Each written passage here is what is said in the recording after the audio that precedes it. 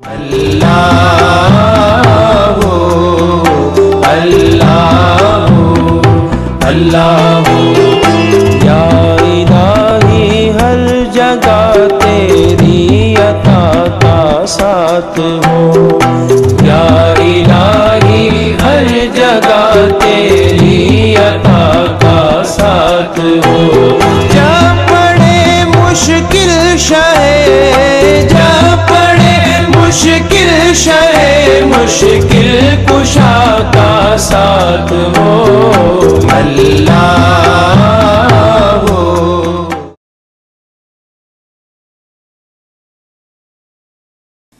نحمدہ ونصلی ونسلم علی سیدنا و مولانا محمد رسول النبی الامین المکین الحنین الکریم الرؤوف الرحیم۔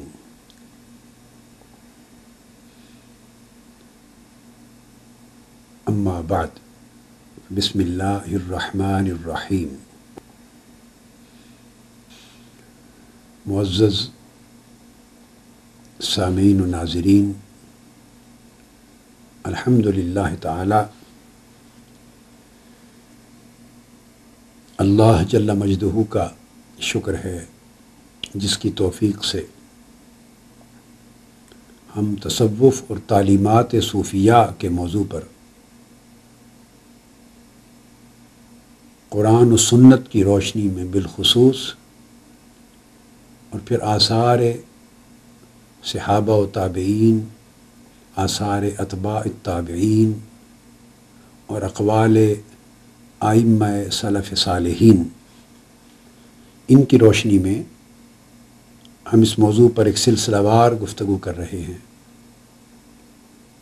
اور اس ضمن میں ہمارا موضوع کلام پچھلی کئی نشستوں سے تصوف کی حقیقت اور ماہیت چلا آ رہا ہے، جس میں ہم نے 3-4 نشستوں میں صرف اس سبجیکٹ پر علامہ ابن تیمیہ کی کتب کا مطالعہ کیا، بالخصوص فتاوی مجموعۃ الفتاوی ابن تیمیہ کی جلد 11 کا، اور بعد ازاں امام الشیخ شہاب الدین عمر السہروردی رحمۃ اللہ تعالی علیہ کی کتاب عوارف المعارف کا مطالعہ کیا، اور اس کا مطالعہ ابھی تصوف کی تعریف اور اس کی حقیقت اور ماہیت کے بیان میں باقی ہے، جو انشاءاللہ تعالی ہم آگے چل کے مزید کریں گے جب ہم امام ابو القاسم القشیری رحمۃ اللہ تعالی علیہ کا الرسالہ القشیریہ کا مطالعہ کریں گے، تو اس کے ساتھ بعد ازاں اس کو جوڑیں گے انشاءاللہ تعالی۔ آج تصوف کی حقیقت و ماہیت کے بیان کے سلسلے میں ہی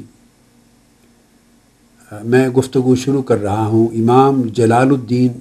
سیوطی رحمۃ اللہ تعالی علیہ کی تحقیق سے۔ آپ نے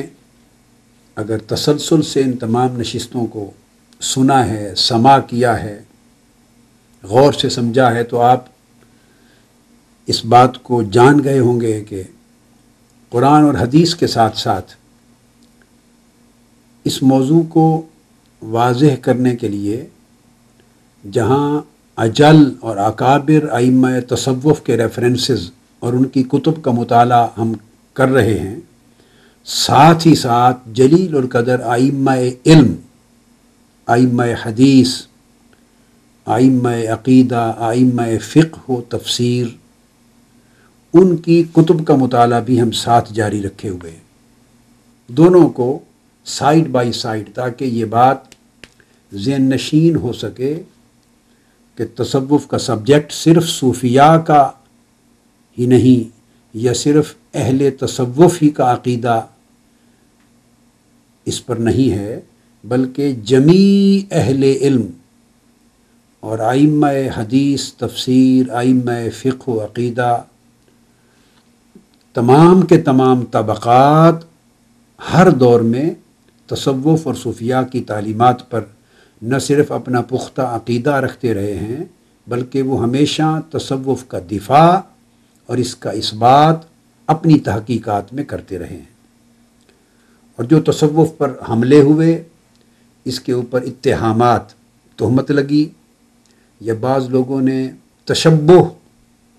یعنی جھوٹی مشابہت اختیار کر کے اہل تصوف ہونے کا دعویٰ کیا، اور ان کے غلط کلام اور غلط اقوال کی وجہ سے تصوف پر الزام آیا، تو یہ تصوف کا دفاع بھی کرتے رہے ہیں اور ان تشبہات کا رد بھی کرتے رہے ہیں، تاکہ تصوف کا جو مقدمہ ہے اور صوفیاء کا جو کیس ہے وہ ہر دور میں بالکل کرسٹل کلیئر ہوتا چلا جائے۔ اسی سلسلے میں آج میں امام جلال الدین سیوطی رحمۃ اللہ تعالی علیہ ان کی تحقیق کا اختصار کے ساتھ مطالعہ کر رہا ہوں۔ یہ کتاب امام جلال الدین سیوطی کی تصنیف ہے جو میرے ہاتھ میں ہے، اس کا نام ہے تأیید الحقیقت العلیہ و تشیید الطریقۃ الشاذلیہ۔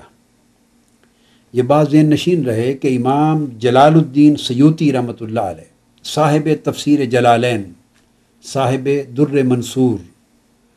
اور صاحب الجامع الصغیر اور الاعز القیاس، صاحب تاریخ الخلفاء، جلیل القدر کتب حدیث میں، تفسیر میں، صاحب الحاوی للفتاوی، فقہ میں، عقائد میں، ان کے مصنف کوئی 500 کتب کے مصنف اور اپنی صدی کے مجدد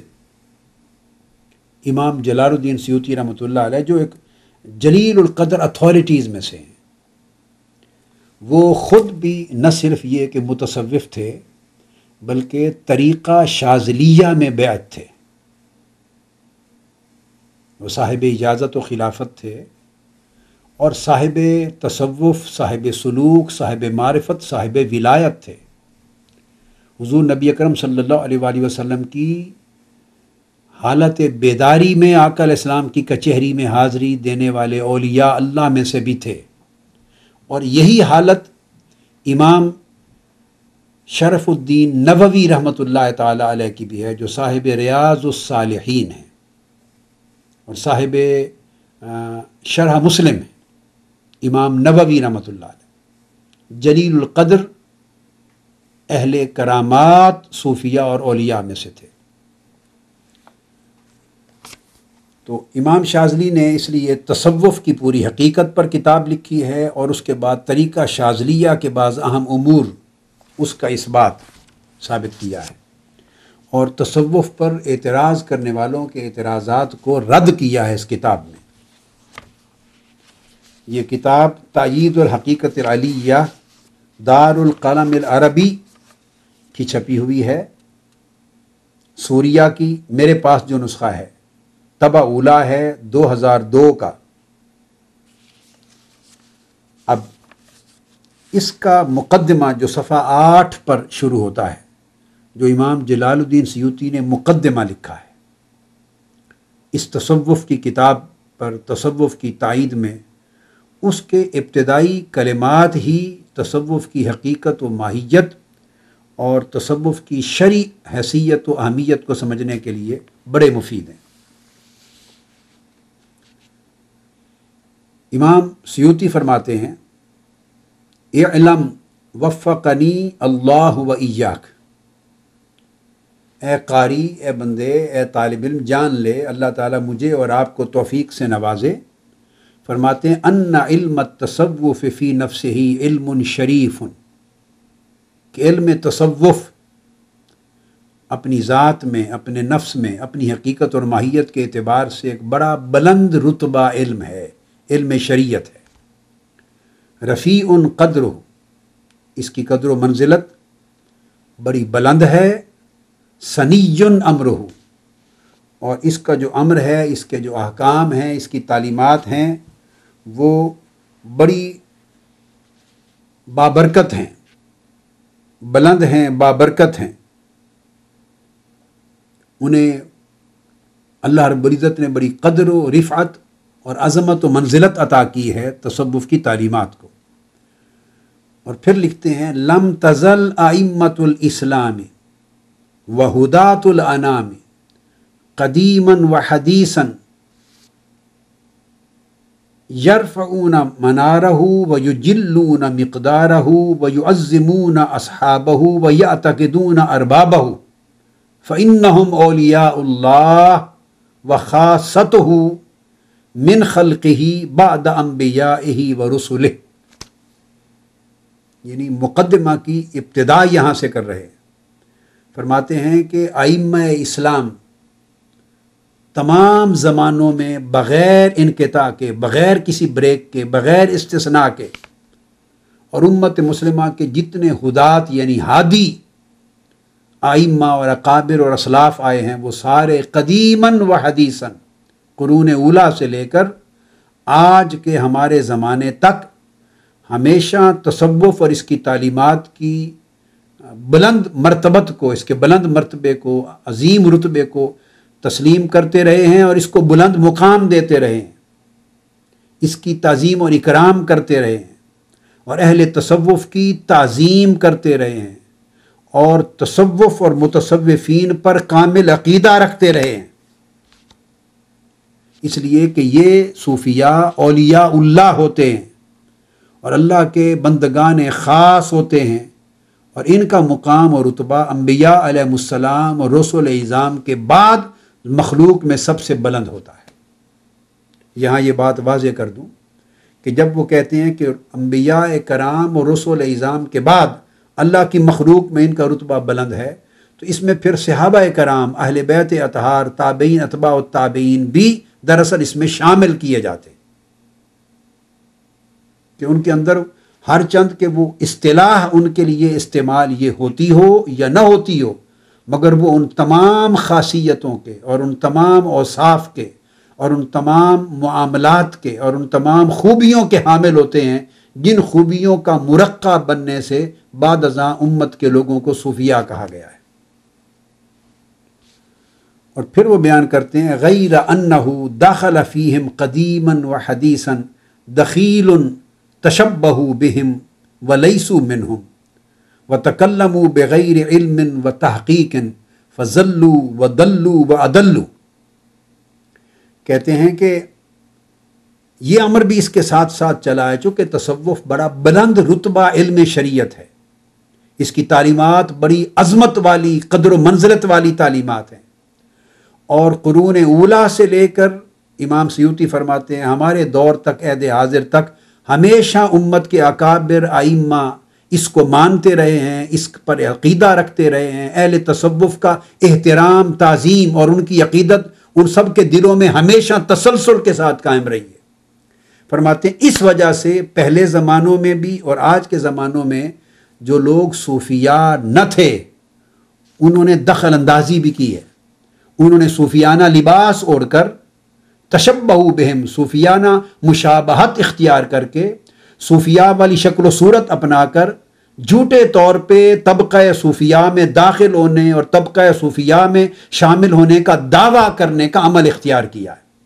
جھوٹے دعوے کیے ہیں کہ ہم بھی صوفیاء ہیں، ہم صوفی ہیں، ہم اہل تصوف ہیں، اور اپنی تعلیمات کو تصوف کی طرف منسوب کیا ہے، اس لیے کہ تصوف ایک بلند رتبہ شے تھی. اس کی عقیدت، اس کا احترام، اس کا ادب، اس کی قدر و منزلت اور اس کی تعظیم و تکریم چونکہ ہر دور میں رہی ہے اسلام کے، ان کی اس قدر و منزلت کی وجہ سے لوگوں میں یہ حرص اور لالچ بھی ہوا ہے جو صوفیاء نہ تھے اور صوفیاء جیسے کریمانہ اخلاق کے حامل نہ تھے اور صوفیاء جیسے شریفانہ اعمال اور احوال کے حامل نہ تھے، کہ وہ عزت اور قدر و منزلت اپنے دور میں لوگوں کی نگاہ میں پانے کے لیے اپنے آپ کو صوفیاء ظاہر کریں اور اہل تصوف میں شامل کریں. اور یہ دنیا میں ہوتا ہے، جب کوئی اصل کسی چیز کی اصل بڑی قیمتی اور اونچے درجے کی ہوتی ہے تو لوگ اس کی نقالی کیا کرتے ہیں. ہیرا، ڈائمنڈ چونکہ بڑی قیمتی اعلیٰ چیز ہے تو پھر اس کی نقالی، اس کے نقل دنیا میں مارکیٹ میں پائے جاتے ہیں. جیولری کی قدر و منزلت ہوتی ہے تو پھر اس کے بعد آرٹیفیشل جیولری، آرٹیفیشل ڈائمنڈز، یہ آرٹیفیشل پرلز یہ پائے جاتے ہیں. موتی چونکہ اعلیٰ قدر و منزلت والی قیمتی شے ہے تو پھر جعلی موتی، مصنوعی موتی بنائے جاتے ہیں. ہر چیز اس طرح ہوتی. تو وہ فرماتے ہیں امام جلال الدین سیوطی کہ یہی معاملہ تصوف اور صوفیاء کے ساتھ بھی ہوا ہے کہ ہر دور میں کچھ لوگوں نے اپنے آپ کو غلط طور پہ منسوب کیا ہے تصوف کی طرف، جبکہ لیسو منہم، وہ صوفیاء میں سے نہ تھے، اور انہوں نے صوفیاء کی زبان اور بولی اختیار کر کے بغیر علم و تحقیق کے کلام کیا ہے، سو وہ گمراہ ہوئے، پھسل گئے اور لوگوں کو بھی گمراہ کیا اور پھسلایا۔ اور پھر فرماتے ہیں کہ ان میں سے کچھ لوگ وہ تھے جنہوں نے فقط اس میں تصوف پر اکتفا کیا، بس اپنے آپ کو صوفی کہا، اہل تصوف کا نام اپنایا، اور اس نام کا، ٹائٹل کا اپنا لینے کے بعد لوگوں کو اس تشبہ کی بنیاد پر مغالطہ لائق ہوا، اور ایسے کلام کہے جو تصوف کا حصہ نہ تھے، اور انہی میں سے بعض اوقات حلول و اتحاد کا کلام ہے، جس کو عام طور پہ بنیاد بنا کر لوگ تصوف کا رد کرتے یا اس کا انکار کی جرت کرتے ہیں، کہتے ہیں کہ وہ تصوف کی نہ تعلیمات تھیں، نہ ہیں، نہ کبھی ہوگی، نہ صوفیاء کے عقائد کا حصہ تھا حلول و اتحاد۔ صوفیاء سے بہتر تو موحد، صاحب توحید، حضور علیہ السلام کی امت میں کوئی طبقہ نہیں تھا جس کی توحید اتنی اعلیٰ، منزہ، مصفہ اور بلند رتبہ اور صاف ستھری اجلی ہو جو صوفیاء کے پاس توحید تھی۔ اب اس کے بعد اس کی ماہیت اور اس کی حقیقت کی تائید میں وہ بیان کرتے ہیں الاصل فی علم الحقیقت احادیث و آثار۔ پھر وہ بیان کرتے ہیں اگلی پہلی فصل سے کہ یہ تصوف جو ہے علم حقیقت اس کا نام دیا ہے، اس کی بنیاد جیسے قرآن مجید تو ہم بیان کر چکے ہیں اور ان کے ریفرنسز بھی کوٹ کر چکے ہیں۔ فرماتے ہیں امام جلال الدین سیوطی کہ آقا علیہ الصلوۃ والسلام کی احادیث مبارکہ اور آثار صحابہ یہ تصوف کے اس علم حقیقت کی بنیاد ہے۔ یہاں انہوں نے سورہ کہف کی آیت کریمہ بھی کوٹ کی، سیدنا موسیٰ علیہ السلام اور سیدنا خضر علیہ السلام ان کی ملاقات کا جو واقعہ آیا ہے، اور قرآن مجید کو کوٹ کر کے ساتھ صحیح بخاری اور صحیح مسلم کی متفق علیہ حدیث کو یہاں فصل نمبر 1 میں اور فصل نمبر 2 میں کوٹ کیا ہے۔ وہ کہتے ہیں کہ علم تصوف اور علم حقیقت کی اصل میں سے، اصول میں سے یہ حدیث نبوی ہے جس کو شیخان نے یعنی امام بخاری اور امام مسلم دونوں نے جس کی تخریج کی ہے، یعنی یہ حدیث متفق علیہ ہے، عن ابی بن کعب رضی اللہ تعالی عنہ، جس کے راوی ابی بن کعب رضی اللہ تعالی عنہ۔ پھر یہ حدیث انہوں نے کوٹ کی ہے، اور یہ حدیث متفق علیہ صحیح بخاری میں کتاب العلم میں بھی آئی ہے، حدیث نمبر 122 ہے کتاب العلم صحیح بخاری کے اندر، اور یہ صحیح بخاری کی کتاب التفسیر میں بھی آئی ہے۔ سورہ کہف کی اسی آیت کریمہ کی تفسیر کرتے ہوئے امام بخاری اس حدیث کو پھر لائے ہیں۔ حل اتبعک علی ان تعلمنی مما علمت رشدا قال انک لن تستطیع معی صبرا۔ اور یہ پورا کا پورا مقام جو 2 رکوع تک غالباً اس سے بھی زیادہ چلتا ہے، وہ پورا مقام صحیح بخاری میں حدیث پاک میں حضور علیہ الصلوۃ والسلام سے فرمودہ اس حدیث میں درج کیا گیا، اور صحیح مسلم میں بھی آئی ہے یہ حدیث دوبارہ، یعنی اور وہ فضائل خضر علیہ السلام کے باب میں امام مسلم نے ان کو روایت کیا ہے۔ تو حدیث کو امام جلال الدین سیوطی نے کوٹ کیا ہے، مگر میں صحیح بخاری سے براہ راست آپ کو بتا رہا ہوں۔ صحیح بخاری کی کتاب العلم حدیث نمبر 122 جو کہ عبداللہ ابن عباس رضی اللہ تعالیٰ عنہ کا ان سے بھی مروی ہے، ابی بن کعب رضی اللہ تعالیٰ عنہ آقا علیہ الصلوۃ والسلام سے روایت کرتے ہیں، بطریق سعید ابن جبیر رضی اللہ تعالیٰ عنہ یہ حدیث آئی ہے۔ عبداللہ بن محمد روایت کرتے ہیں، امام بخاری ان سے روایت کرتے ہیں، وہ حضرت سفیان سے، وہ حضرت عمر سے، وہ سعید ابن جبیر سے، وہ عبداللہ ابن عباس سے، علی ذی القیاس۔ تو امام بخاری روایت کرتے ہیں آقا علیہ الصلوۃ والسلام کا یہ فرمان مبارک کہ جب موسیٰ علیہ السلام نے سوال کیا کہ کیا، ان سے پوچھا کہ ای الناس اعلم، کہ ان سے زیادہ بھی علم رکھنے والا دنیا میں کوئی شخص ہے، تو اس کے جواب میں اللہ رب العزت کی طرف سے وحی آئی، فأوحى اللہ الیہ ان عبدا من عبادی بمجمع البحرین هو اعلم منک، تو اللہ رب العزت نے وہی بھیجی اے موسیٰ علیہ السلام، میرے بندوں میں سے ایک بندہ یعنی خضر علیہ السلام، وہ بندہ ایسا بھی ہے جسے تیری ملاقات اس مقام پر ہوگی جہاں دو دریاؤں کا سنگم ہے، مجمع البحرین کے مقام پر، اس کو ہم نے ایک خاص علم عطا کیا ہے، اس میں وہ تم سے زیادہ صاحب علم ہے۔ اب اس کا پورے قرآن مجید میں آگے تذکرہ آتا ہے، طویل مضمون ہے قرآن مجید میں، کہ وہ حضرت یوشع بن نون کو ساتھ لے کے چل پڑے اور مچھلی ان کے ساتھ تھی، کٹی ہوئی، بھنی ہوئی، پکی ہوئی کھانے کے لیے،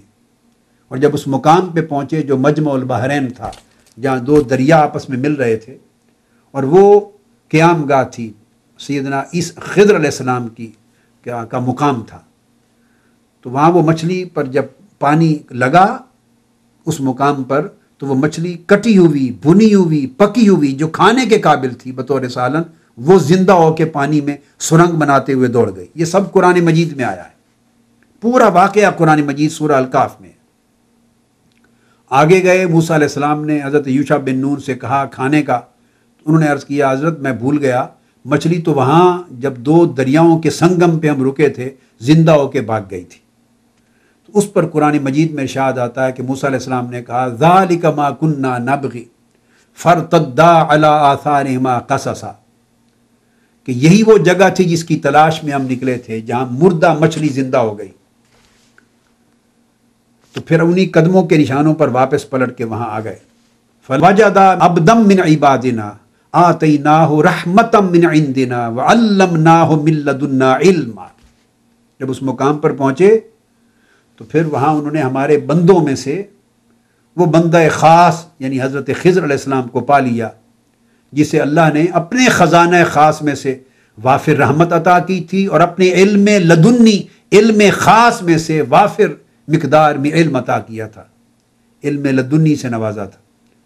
اب یہ قرآن مجید کی آیات کریمہ کی تفسیر حضور نبی اکرم صلی اللہ علیہ وسلم نے فرمائی، جو بخاری مسلم میں متفق علیہ آئی ہے۔ جب وہاں پہنچے تو موسیٰ علیہ السلام نے ان سے فرمایا حل اتبعک علی ان تعلمنی مما علمت رشدا، یہ بھی قرآن مجید کے، مگر حدیث میں اس کو بیان کیا جا رہا ہے کہ اے خضر میں تمہارے ساتھ چلتا ہوں تو کیا مجھے وہ علم سکھاؤ گے جو علم خاص اللہ رب العزت نے آپ کو عطا کیا ہے؟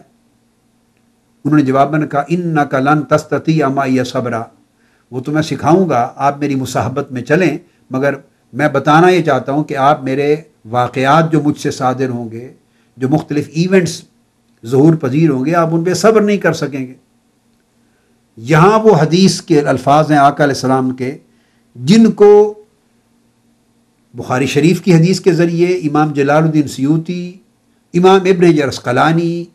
امام قسطلانی، امام عینی، امام نووی، تمام ائمہ حدیث اور ائمہ علم اور شارحین نے جس کو بنیاد بنایا ہے علم لدنی کی، علم حقیقت کی، علم معرفت کی، اور یہ تصوف اور سلوک اور معرفت کی بنیاد بنی۔ اس پر جو حدیث پاک کے لفظ ہیں، حضرت خضر علیہ السلام ان کا قول ہے، موسیٰ علیہ السلام سے کہتے ہیں یا موسیٰ انی علی علم من علم اللہ تعالی علمنیہ لا تعلمہ انت وانت علی علم علمکہ اللہ لا اعلمہ۔ فرماتے ہیں کہ اے موسیٰ، میں ایک ایسے علم کے ساتھ قائم ہوں، ایک ایسے علم کے ساتھ نوازا گیا ہوں جو من علم اللہ، جو اللہ کے علم میں سے ہے، ایک حصہ خاص سے میں نوازا گیا ہوں، اور علمنی، اللہ نے بطور خاص وافر مقدار میں اتنا خزانہ مجھے عطا کیا ہے، لا تعلمہ انت، کہ تو اس علم کو یعنی کاملاً اتنا نہیں جانتا جتنا مجھے عطا کیا گیا۔ یہ علم لدنی تھا۔ یہ اسی طرح ہے جیسے آپ کو وانت علی علم علمکہ اللہ، آپ ایک ایسے علم پر قائم ہیں جو اللہ رب العزت نے بطور خاص آپ کو عطا کیا ہے، لا اعلمہ، اور جتنا آپ کو وہ علم عطا کیا گیا ہے اس قدر مجھے نہیں ملا، اتنا میں نہیں جانتا۔ یہ وہ ایک خاص جملہ ہے۔ قرآن مجید کی آیات بھی کثیر ہیں اس پر، پھر آگے 3 واقعات آتے ہیں، وہ کشتی کو توڑ دینا، پھر ایک بچے کو مار دینا، پھر ایک گاؤں میں گرتی ہوئی دیوار کو کھڑا کر دینا، وہ سب علوم غیبیہ ہیں اور علوم لدنیہ کی بنیاد پر صادر ہونے والے واقعات ہیں۔ اینڈ پر سیدنا خضر علیہ السلام ان تینوں واقعات کی تعبیر بیان کرتے ہیں، مگر یہ وہ خاص جملہ ہے جسے ائمہ حدیث نے، اور اس وقت چونکہ امام جلال الدین سیوطی کو کوٹ کر رہا ہوں، یہ میرے پاس صحیح بخاری کی کتاب ما فتح الباری تھی، امام ابن حجر عسقلانی کی فتح الباری، تو انہوں نے بھی اسی کو بیان کیا ہے، اور تمام ائمہ علم نے جسے بنیاد بنایا ہے وہ یہ کہ امام سیوطی فرماتے ہیں کہ یہ جو بیان فرمایا گیا کہ جو اللہ رب العزت نے مجھے علم لدنی عطا کیا ہے وہ جمی سارا کا سارا آپ کے پاس نہیں، اور اللہ تبارک و تعالیٰ نے جو علم آپ کو عطا کیا ہے علم احکام شریعت وہ سارا کا سارا میرے پاس نہیں۔ اس کا مطلب وہ کہتے ہیں لا ینبغی لک ان تعلمہ، آپ کی ضرورت یہ نہ تھی کہ وہ آپ سارا علم حاصل کرتے، اور میری ضرورت یہ نہ تھی کہ میں اس سارے علم کے ساتھ مالا مال کیا جاتا۔ تو یہ حافظ ابن حجر عسقلانی نے بھی اور باقی ائمہ حدیث نے بھی اس کو ڈسکس کر کے اس حدیث کو اور اس واقعہ کو بیان کیا کہ یہ علم لدنی کی بنیاد ہے، اور امام سیوطی کہتے ہیں یہ علم شریف التصوف کی، علم حقیقت اور تصوف کی بنیاد۔ پھر اگلی فصل نمبر 3 میں امام جلال الدین سیوطی بخاری اور مسلم کی ایک اور متفق علیہ حدیث جس پر ہم تفصیلی گفتگو کر چکے ہیں، حدیث احسان، اس کو بنیاد بناتے ہیں اور تصوف کی حقیقت و ماہیت الاحسان کو قرار دیتے ہیں۔ اب بعض لوگوں کے ذہنوں میں یہ خیال آتا ہے، وہ تزکیہ کو بھی مانتے ہیں چونکہ تزکیہ قرآن کی اصطلاح ہے، احسان کو بھی مانتے ہیں چونکہ احسان بھی قرآن مجید کی اصطلاح ہے، اور معنی خاص میں لفظ احسان کو حضور علیہ الصلوۃ والسلام نے خود استعمال فرمایا ہے جبرائیل امین علیہ السلام کے سوال کے جواب میں، دین کے 3 مرتبے بیان کرتے ہوئے، مرتبہ اولا پہلا مرتبہ اسلام کا، اس کے بعد دوسرا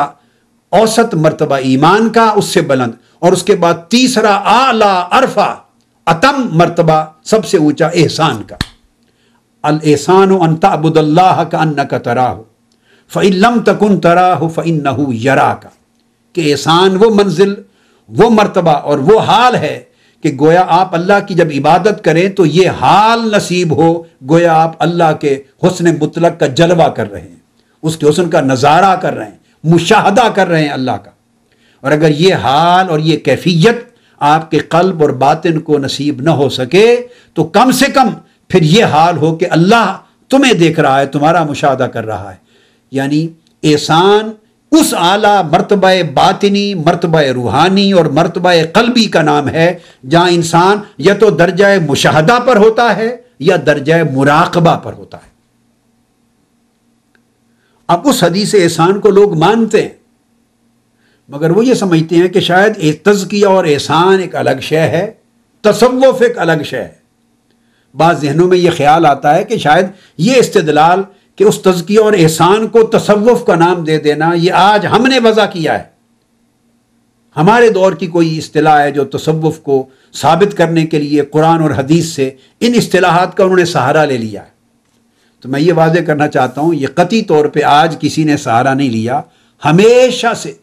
ائمہ حدیث، ائمہ علم، ائمہ عقیدہ، ائمہ فقہ اسی احسان کو ہی تصوف کی بنیاد قرار دیتے رہے، اور احسان کو اور تزکیہ کو ہی تصوف کی حقیقت و ماہیت قرار دیتے رہے، اور ان کو قطعی طور پہ جدا نہیں بناتے رہے۔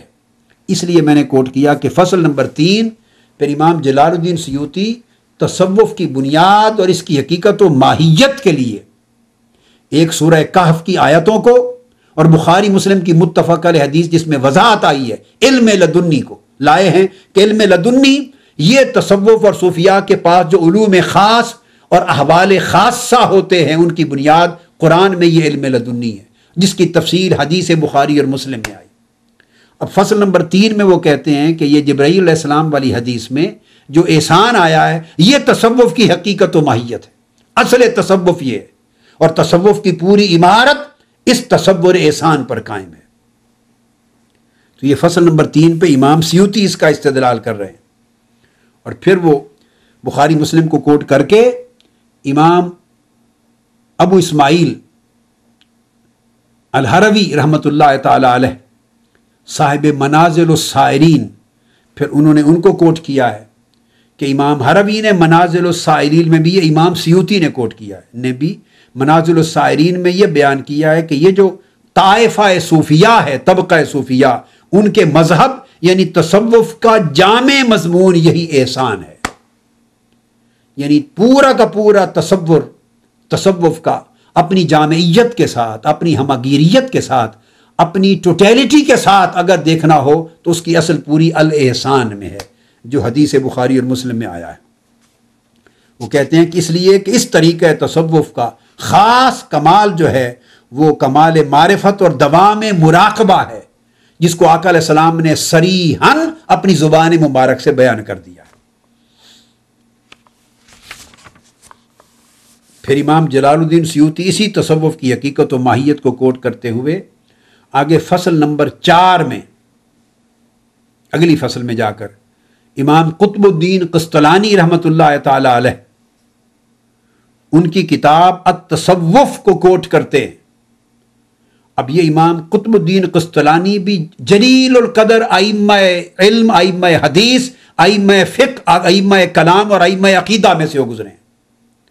اور یہ امام قسطلانی جو شارح بخاری ہیں ان سے بہت پہلے کے ائمہ میں سے ہیں، بہت پہلے کے ائمہ میں سے ہیں۔ تو یہ امام قسطلانی کو کوٹ کرتے ہیں، ان کی کتاب التصوف، ان کو کوٹ کر کے کہتے ہیں کہ تصوف کی حقیقت و ماہیت وہ اس حدیث پر بھی قائم ہے جو حضرت سعید ابن مسیب سے مرسلاً مروی ہے اور حضرت انس ابن مالک رضی اللہ تعالیٰ عنہ سے مرفوعاً مروی ہے،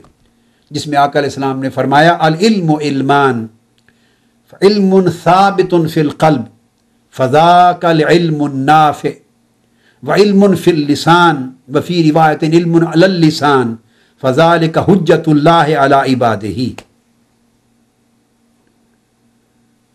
کہ علم دو قسموں کا ہے، ایک علم وہ ہے جو قلب کی زمین میں جس کا درخت اگتا ہے، قلب کی زمین سے جس کا چشمہ پھوٹتا ہے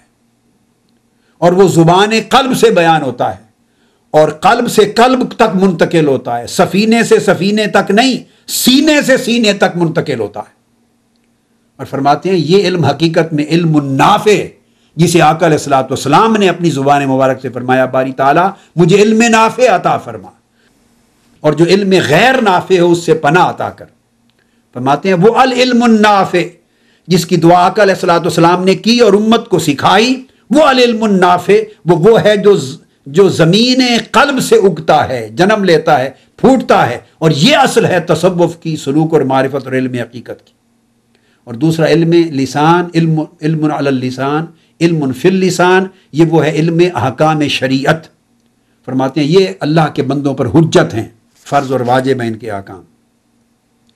اور یہ وہ حدیث ہے جسے امام بیہقی نے بھی روایت کیا ہے حضرت فضیل ابن ایاز کے طریق سے، اسے امام منذری نے بھی روایت کیا ہے ترغیب و ترغیب میں کتاب العلم میں، اسے امام دیلمی نے بھی روایت کیا ہے مسند الفردوس میں، اسے امام اصبہانی نے بھی روایت کیا ہے، اسے امام ابو نعیم اصبہانی نے بھی روایت کیا ہے، اسے امام بیہقی نے شعب الایمان میں بھی روایت کیا ہے، اسے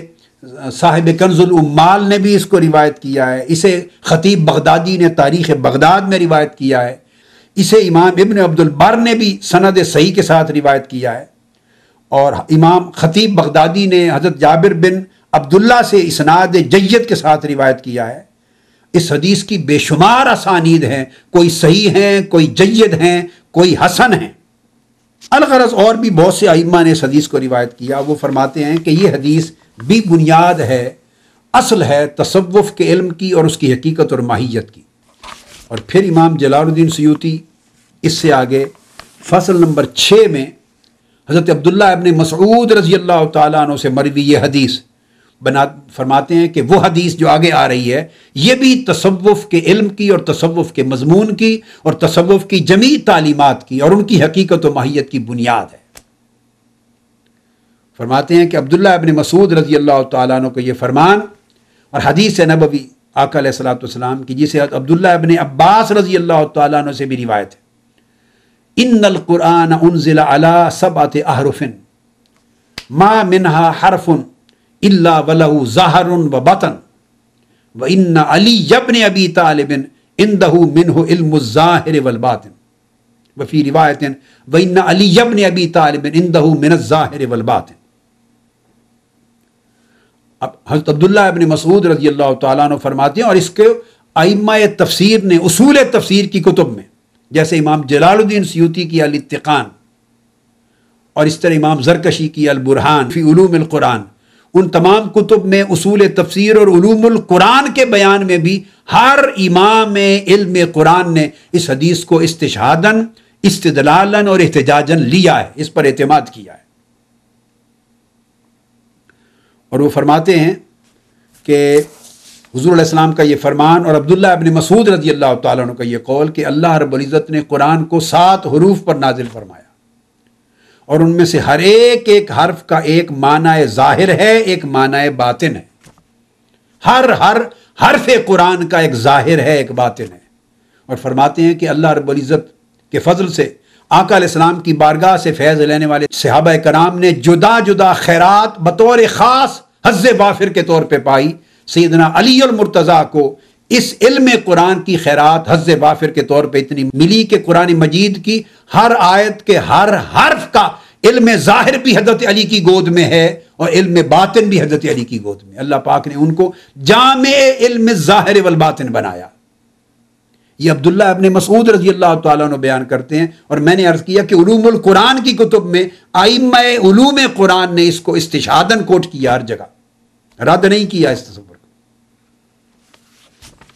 وہ فرماتے ہیں کہ یہ علم ظاہر کا ہونا، علم باطن کا ہونا، یعنی ہر لفظ قرآن، آیت قرآنی اور حرف قرآن کا ایک معنی ظاہر ہونا علم ظاہر کے اعتبار سے، ایک معنی باطن ہونا علم الاسرار کے اعتبار سے۔ فرمایا یہ 2 علوم کا پایا جانا یہ بھی تصوف کی حقیقت و ماہیت ہے۔ اور فرماتے ہیں کہ امام فریابی نے بھی اپنی تفسیر میں اس سے استدلال کیا، لِكُلِّ آیَةٍ ظَاہِرٌ وَبَاطِنٌ۔ امام فریابی نے فرمایا کہ قرآن مجید کی ہر آیت کا ایک ظاہری معنی ہے اور ایک باطنی معنی ہے، اور یہ منقول ہے امام حسن بصری رضی اللہ تعالیٰ عنہ سے بھی، جو جلیل القدر تابعی، انہوں نے بھی اس کو روایت کیا۔ اور پھر امام جلال الدین سیوطی فرماتے ہیں کہ امام ابن النقیب نے بھی اپنی تفسیر میں اسی کی روایت پر استدلال کر کے اس کی تفسیر بیان کی کہ ہر آیت کا جو ظاہری معنی ہے اس کے معنی علوم ظاہری کے جو امام ہیں ائمہ ہیں ان کو عطا کیا گیا، اور جو اس کا باطنی معنی ہے وہ جو علم الاسرار کے جو ائمہ ہیں، علم الارباب الحقائق اہل تصوف، ان کو عطا کیا گیا۔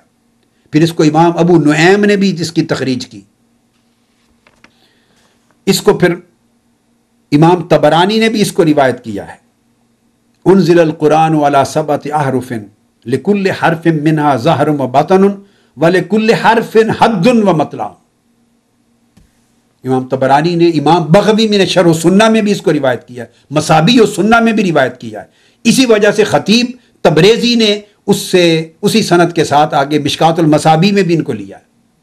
فرماتے ہیں کہ قرآن مجید 7 حروف پر نازل کیا گیا، اور ہر حرف کا، قرآن مجید کے ہر حرف کا ایک معنی ظاہر ہے، ایک معنی باطن ہے، اور پھر اس ہر حرف کا جو معنی ظاہر ہے اس کی بھی ایک حد ہے اور ایک مطلع، یعنی ایک ابتدا ہے، ایک انتہا ہے، اور اس کے ہر معنی باطن کی بھی ایک ابتدا ہے اور ایک انتہا ہے۔ فرماتے ہیں یہ جو تمام معانی اور علوم قرآن مجید کے حروف کا اتنے معانی پر نازل ہونا اور اتنی معانی پر قائم ہونا اور اتنے معانی اور اس کے اتنے حدود اور مطالعے کا ہونا، یہ ساری چیز بنیاد بنتی ہے علم تصوف کی، اس کی حقیقت کی، اس کی ماہیت کی۔ اسی وجہ سے پھر امام جلال الدین سیوطی رحمۃ اللہ علیہ نے آگے امام محمد بن ابراہیم الکلابازی البخاری کو کوٹ کرتے ہوئے، جو صاحب التعرف ہیں، صاحب التعرف، کتاب التعرف کے مصنف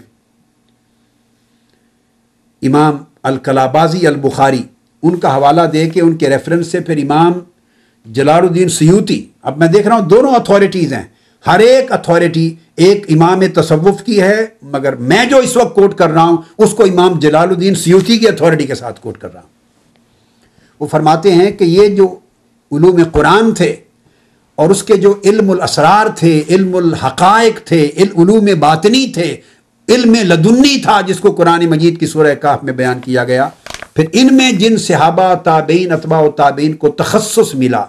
خصوصیت ملی، حظ وافر ملا سیدنا خضر علیہ السلام کی طرح امت محمدی میں، وہ خلفائے راشدین تھے۔ اور خلفائے راشدین کے علاوہ اور جلیل القدر کئی اور صحابہ تھے، اور ان میں پھر اہل بیت اطہار بھی تھے، جلیل القدر کئی صحابہ کے علاوہ،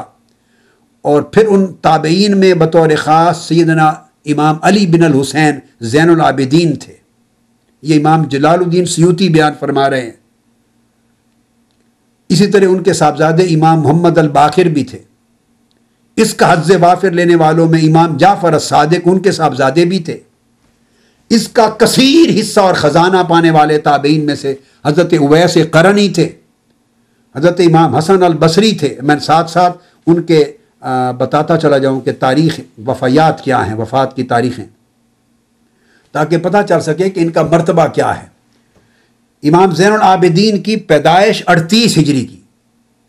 وفات 94 ہجری میں۔ اب آپ اندازہ کر سکتے ہیں 38 ہجری خلافت راشدہ کے اندر پیدا ہوئے ہیں، تو آپ اندازہ کر سکتے ہیں، یعنی وہ دور ہے تو کتنا زمانہ آپ نے خلفائے راشدین اور صحابہ کرام، جلیل القدر صحابہ کرام اور اہل بیت میں پایا۔ پھر امام محمد الباقر کی ولادت 57 ہجری کی ہے، وفات 114 ہے، تو جلیل القدر ائمہ اہل بیت میں سے تو ہے ہی، اہل بیت نبوی صلی اللہ علیہ وسلم میں سے، مگر جلیل القدر اکابر تابعین میں سے۔ پھر امام جعفر الصادق جو امام محمد الباقر علیہ السلام کے صاحبزادے، 80 میں ان کی پیدائش ہے، وہی سال جو سیدنا امام اعظم ابو حنیفہ کی ولادت کا سال ہے، 148 وفات ہے، امام اعظم سے 2 سال قبل وفات ہوئی۔ پھر حضرت اویس قرنی رضی اللہ تعالیٰ عنہ، جن کا تذکرہ صحیح مسلم جیسی سیاستہ کی کتاب صحیح میں پورے باب کے طور پہ آیا ہے اور دیگر کتب حدیث میں آیا ہے، ان کی وفات 37 ہجری میں ہو گئی ہے۔ امام حضرت اویس قرنی، زمانہ ان کا بہت پہلے کا ہے ولادت۔ پھر امام حسن البصری 21 ہجری میں ولادت ہے، 110 میں ان کی وفات ہے۔ پھر امام ابو حازم سلمہ بن دینار جلیل القدر تابعین میں سے، ان کی وفات 140 ہجری میں ہو گئی، اور یہ عالم المدینہ مشہور تھے، یعنی مدینہ کے ائمہ علم میں سے ایک تھے، جو جلیل القدر صوفیاء میں سے بھی تھے، اور جن کو علم معرفت، علم حقیقت اور علم لدنی میں جن کو اللہ رب العزت نے حصہ وافر عطا کیا۔ پھر حضرت مالک بن دینار، ان کی وفات 131 میں ہو گئی، دور اکابر صحابہ کرام میں ولادت کا پایا۔ پھر حضرت عبد الواحد بن زید، یہ امام حسن بصری کے تلامذہ میں سے، جلیل القدر صوفیاء میں سے، اور ان کا زمانہ بھی مالک بن دینار کا 131 وفات ہے۔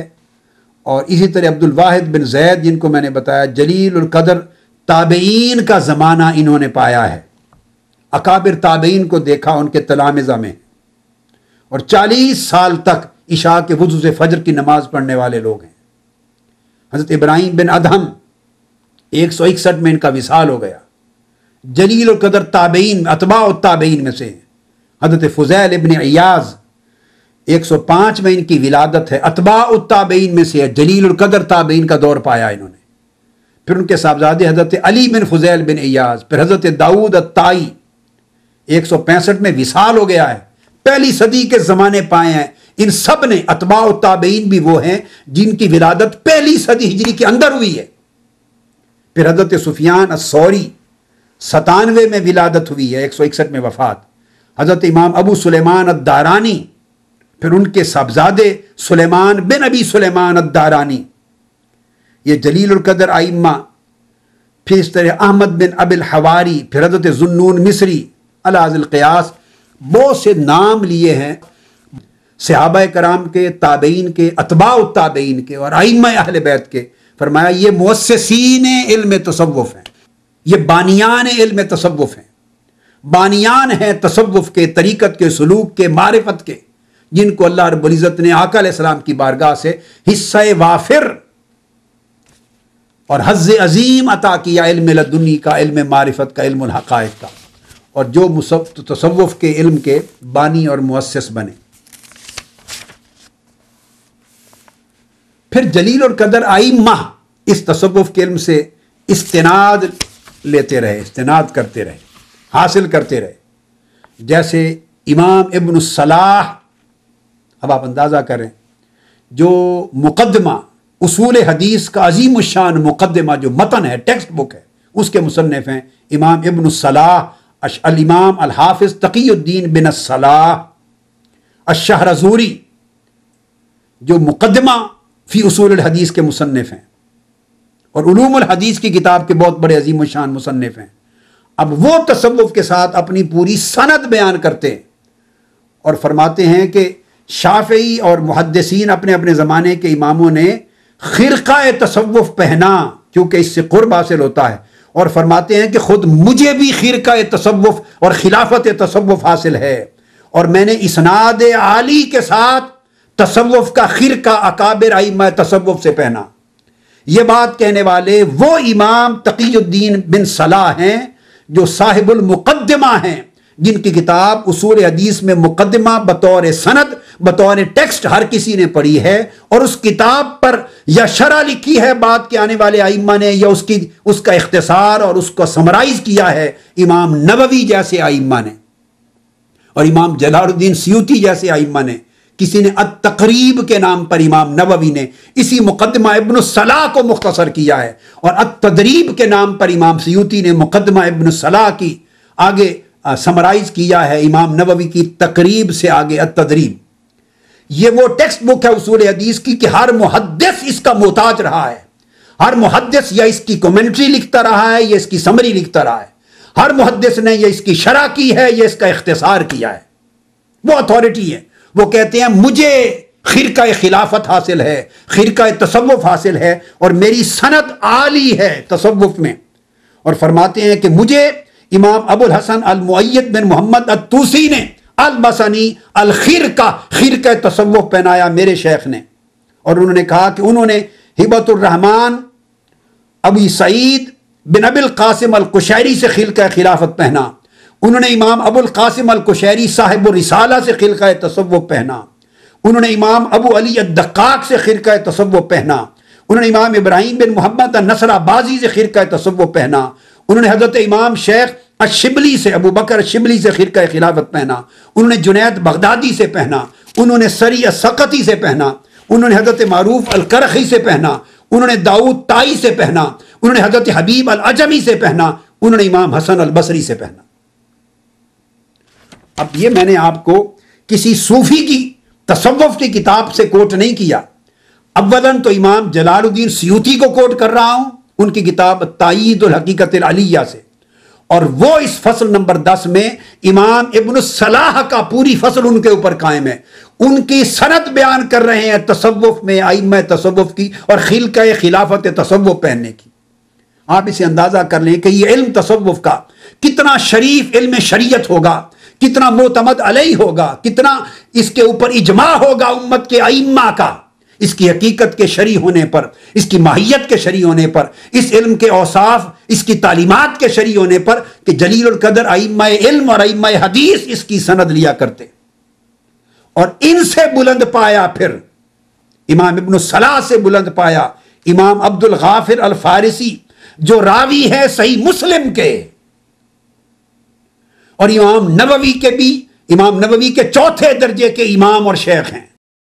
اور جلیل القدر ائمہ حدیث پورے اطراف و اکناف عالم میں صحیح مسلم کی جس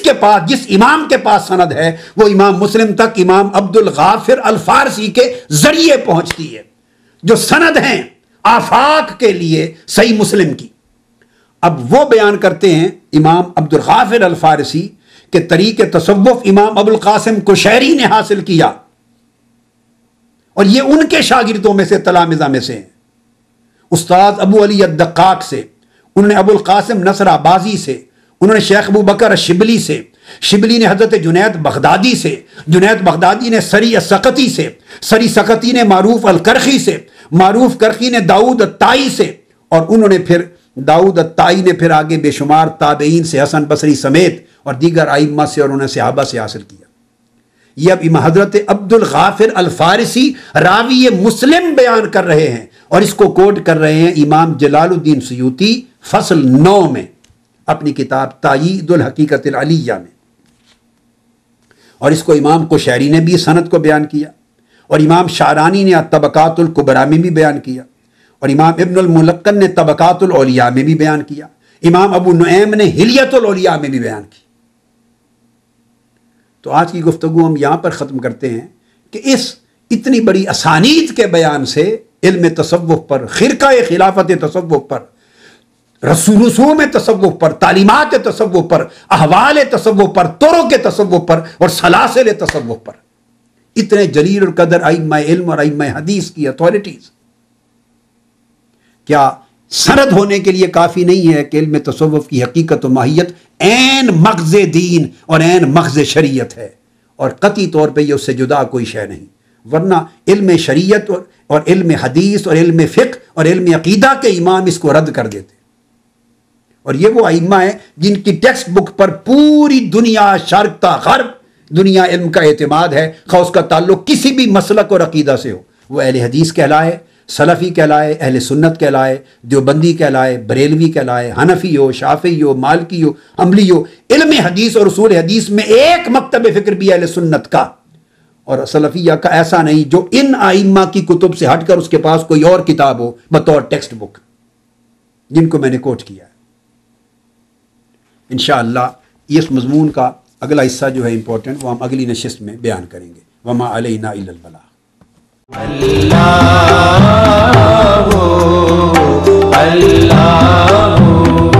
اللہ یا الہی ہر جگہ تیری عطا کا ساتھ ہو، یا الہی ہر جگہ تیری عطا کا ساتھ ہو، جب پڑے مشکل شے، جب پڑے مشکل شے، مشکل کشا کا ساتھ ہو، اللہ